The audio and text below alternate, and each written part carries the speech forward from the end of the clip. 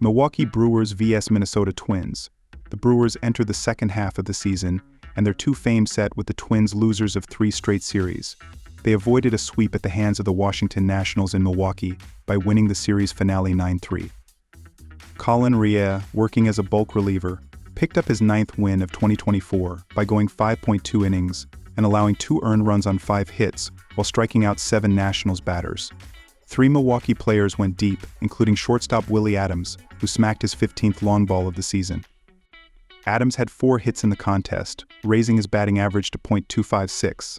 Milwaukee's pitching staff has been inconsistent, allowing 5 runs or more in 3 of their previous 6 games, but limiting their opponent to 1 run or less twice in that span.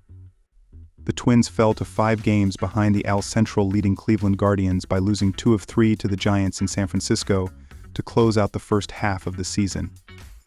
Minnesota fell in the series finale when reliever Joan Duran, who has 15 saves on the season, allowed a 2-run triple in the bottom of the 9th.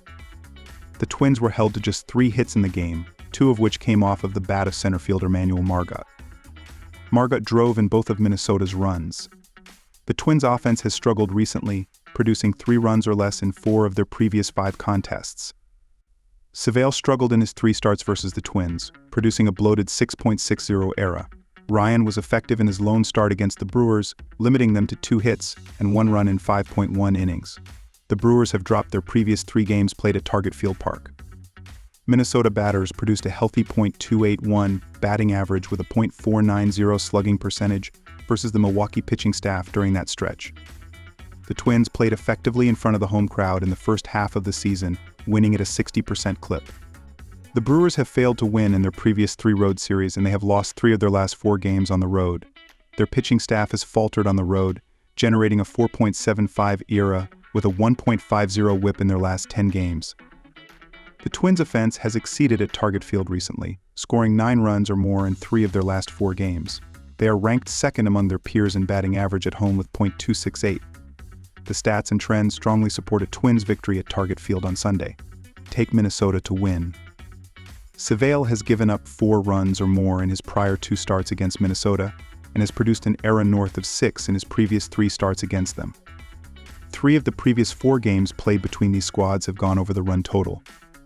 Twins hurlers have produced an ERA over 5 against the Brewers in their previous 10 games. Minnesota has gone over the run total in 5 of their last 6 games at home, and they have scored 9 runs or more in 3 of the last 4. Milwaukee has gone over the run total in 2 straight games in 5 of their last 7.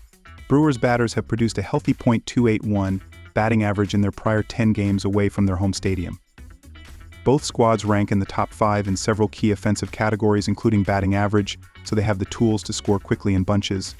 The Twins rank in the bottom half of the league in ERA at home, so look for the Brewers to have ample opportunity to score throughout the contest. Most signs point to a higher scoring affair in Minnesota on Sunday afternoon. Take over 8.5 runs. The Red Sox have won 5 of their last 7 road games. They are playing very well offensively and scored at least 5 runs in 5 of their last 7 games. Expect them to play well offensively in this game because they've had a lot of success batting against left-handers, and Paxton has been shaky on the mound in recent starts, giving up 14 runs in his last 3 starts. He gave up 8 runs in his last 2 starts against the Red Sox and will have a hard time slowing them down in this game. The Dodgers have lost 6 of their last 8 games. Despite their slump, they are playing well offensively and scored 16 runs in their last 3 games. But they will have a hard time scoring in this game because Crawford has done a great job on the mound in recent starts, giving up only 1 run in his last 3 starts. He gave up 2 runs in his lone start against the Dodgers, and with Boston having one of the best bullpens in the league, they will keep Los Angeles' offense in check. Go with Boston to cover the money line. Also take the over. Cincinnati Reds vs Washington Nationals. All signs seem to point toward the Reds taking a step toward playoff contention this year. However, they haven't really been able to put everything together, which has led to an underwhelming record of 47-51.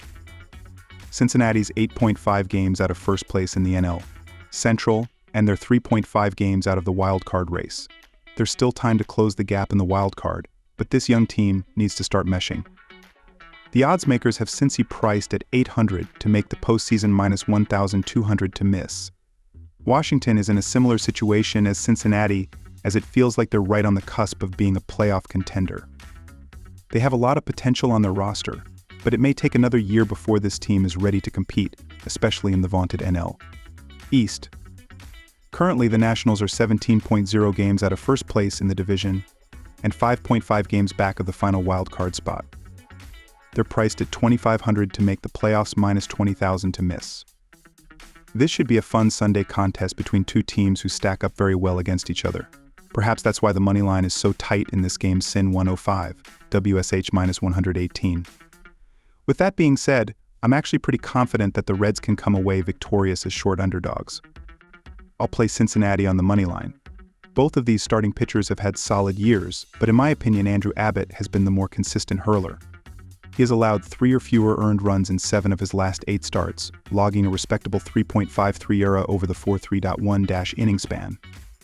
If we get that kind of production from Abbott, Cincinnati's bats should be able to handle the rest and get us to the win column. They've been on fire recently, which I'll dive deeper into below. Let's ride with the Reds' money. The Nats picked up their second straight win on Saturday, beating the Reds 5-4. Derek Law earned the win in relief, tossing 2.0 scoreless frames.